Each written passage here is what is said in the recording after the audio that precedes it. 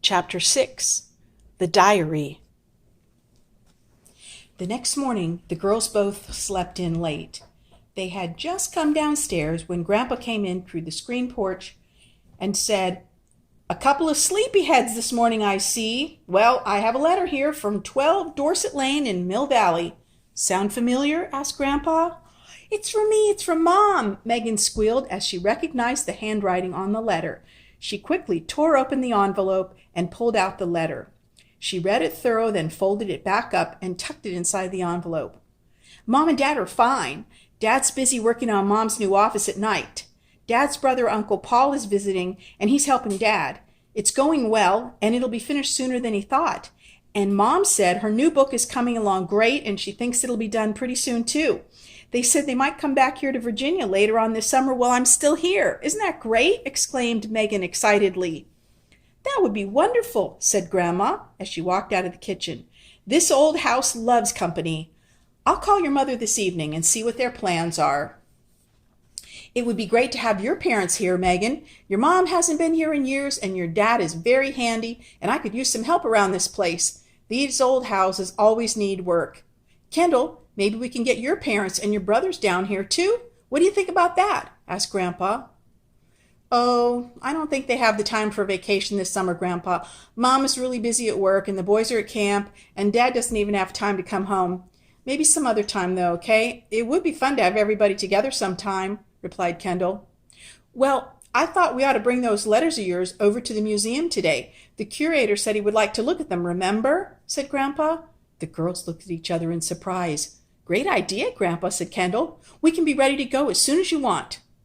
Have some breakfast and then we'll go. I'll be out on the porch reading."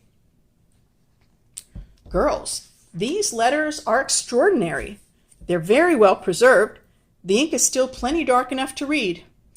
I'd like to be able to spend more time reading them. May I copy them? And then I'll give them back to you for safekeeping. I'll just run upstairs and copy them now, if you don't mind." The girls waited as Mr. Parks, the museum curator, walked up the stairs. Grandpa glanced out the window and said, "Oh, there's Henry. I haven't seen him in ages. I'll be right back."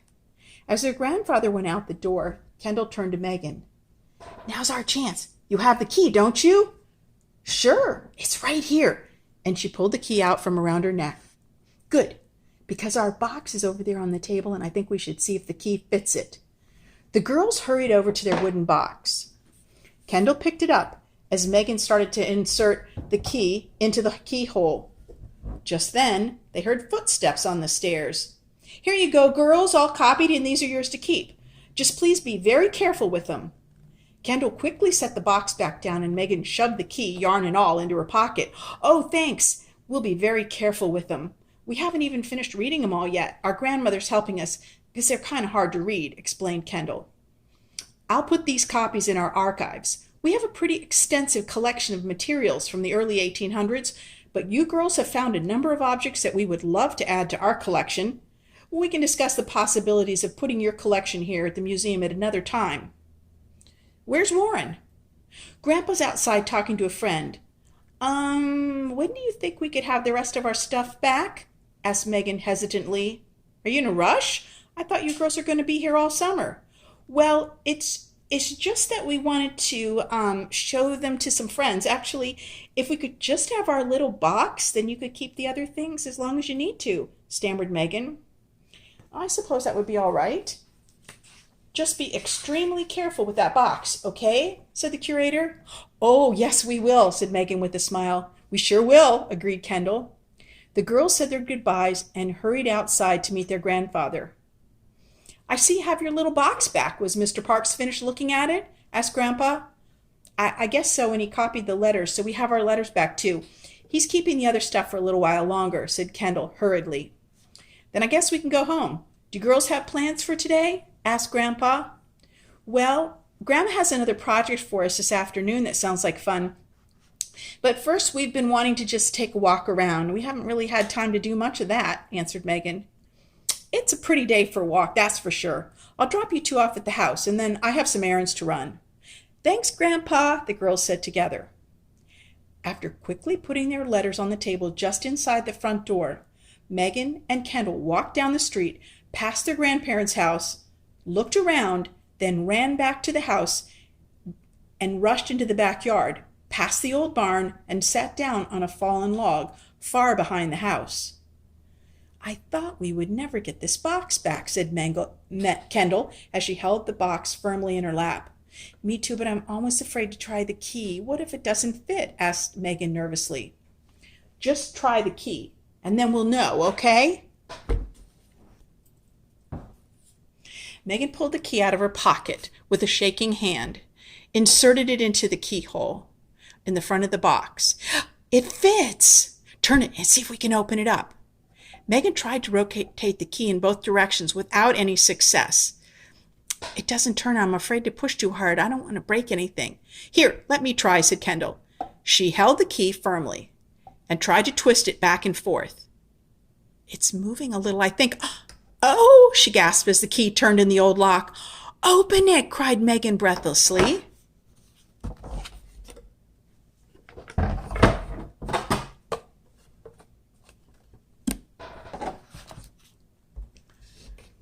Kendall slowly, carefully raised the lid.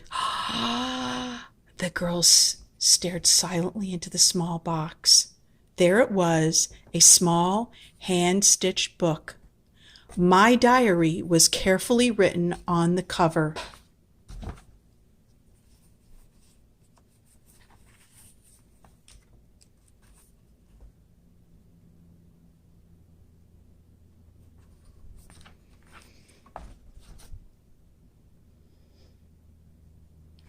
"Amazing. I can't believe this. I'm almost afraid to touch it," said Megan. "Well, we'll be careful. It's ours, so we can touch it if we want." Kendall reached into the box and gently lifted out the small book. She opened the cover, and on the first page was carefully written, "Steal not this book, for if you do, the devil will be after you. Locked in my box, I will keep this treasured book while I sleep. Around my neck, I keep my key, far from the prying eyes of thee." Anna Matthews. "This is her book, the same Anna that those letters are written to. I can't believe it. It's so old, but it still looks almost new," said Megan. "What are we going to do with it, Kendall?" "We're going to read it, silly, and we can figure out what to do with it later." "Should we show it to Grandma? She could help us read it," suggested Megan. "No way. This is going to be our secret. Well, at least for now, anyway." "Then we're going to have to hide it. Where should we keep it?" Megan asked. "Locked in the box, just like the book says. Locked in my box, I will keep this treasured book while I sleep. Around my neck, I keep my key, far from the prying eyes of thee." And you've already been keeping the key around your neck. "This is almost creepy, don't you think?" asked Kendall, as the two girls huddled together and began reading the handwritten pages. "So, what were you three ladies doing this afternoon?" asked Grandpa. "Grandma taught us how to print using soap," said Megan excitedly. "Print with soap? How does that work?" "Well, we used bars of soap and carved out designs with the vegetable peeler. Then we used a small sponge and white paint over the top of the bar of soap, and the paint stays on the part of the design that hasn't been cut away. Then we just turned the soap over and pressed it onto paper. It was really cool. Then we put them on the back porch to dry. I'll show you after dinner," Kendall explained. "That's great. Sounds like fun. So what else do you have planned for these girls while they're here, Elizabeth?" "Oh, I have plenty of ideas to keep them busy. I've been planning for months, but this afternoon I thought of something that you girls might want to learn about. Remember when we were reading your old letters and you wanted to know who all the people are who are mentioned in your letters? Well, I was thinking about that and thought you might want to learn a little bit about genealogy." "What's that?"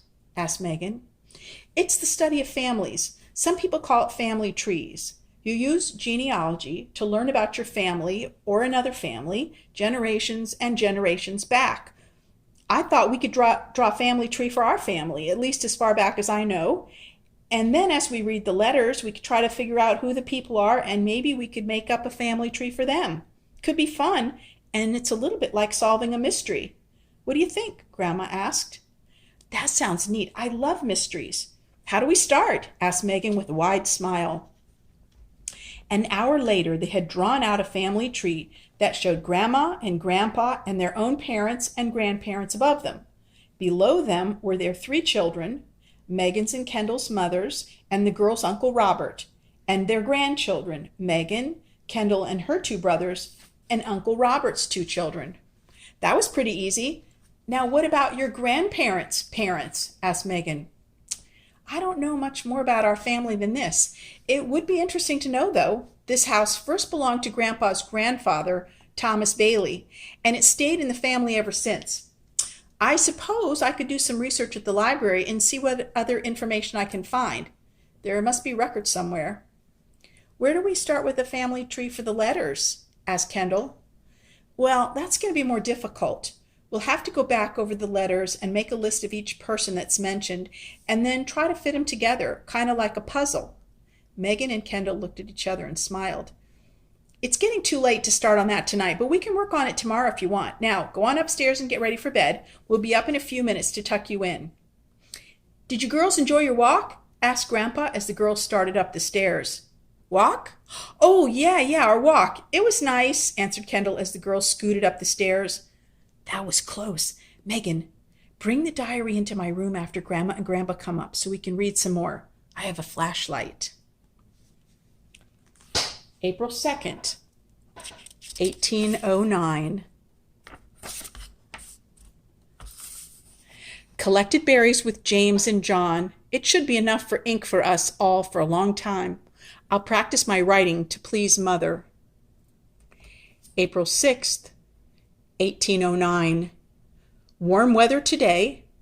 Sat outside on the steps and worked on my stitching. It's my special place to sit and think and write and draw. I need to improve my stitches. Mother says they're too large. I will try to slow down and work more carefully. May 15th, 1809. Father brought us each a beautiful spoon today. They have our initials engraved on them. They're gifts from Mrs. Agnes Carr. She was well pleased with the chest Father made for her home.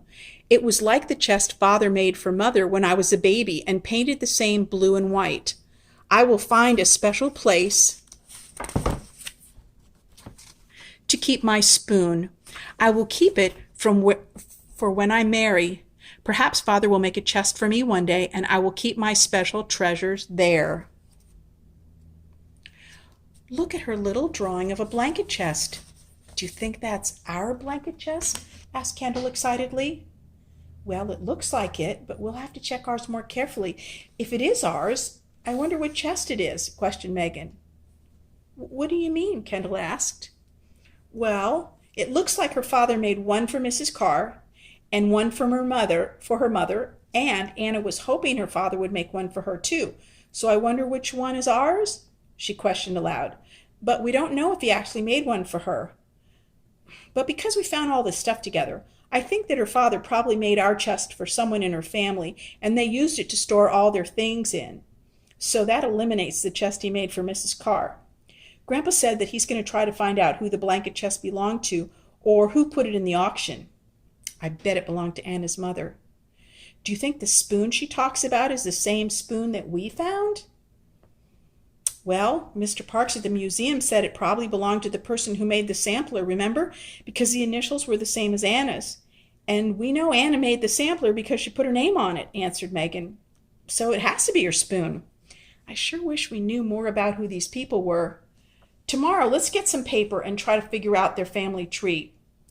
We can look at the letters and write a list of the names mentioned and then add any more names we find in the diary.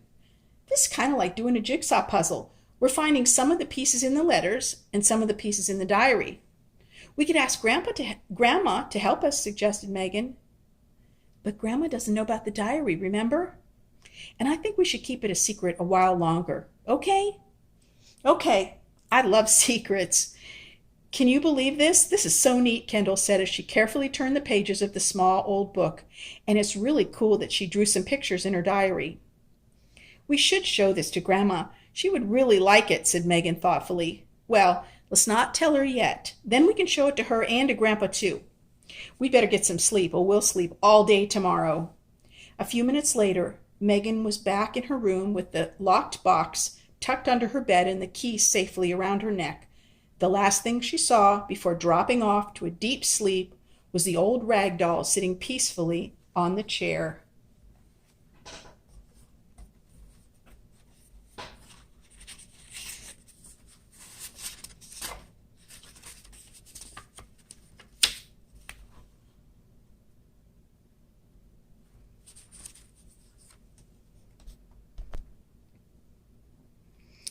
That's the end of this chapter, but I thought perhaps you'd like to see the spoon.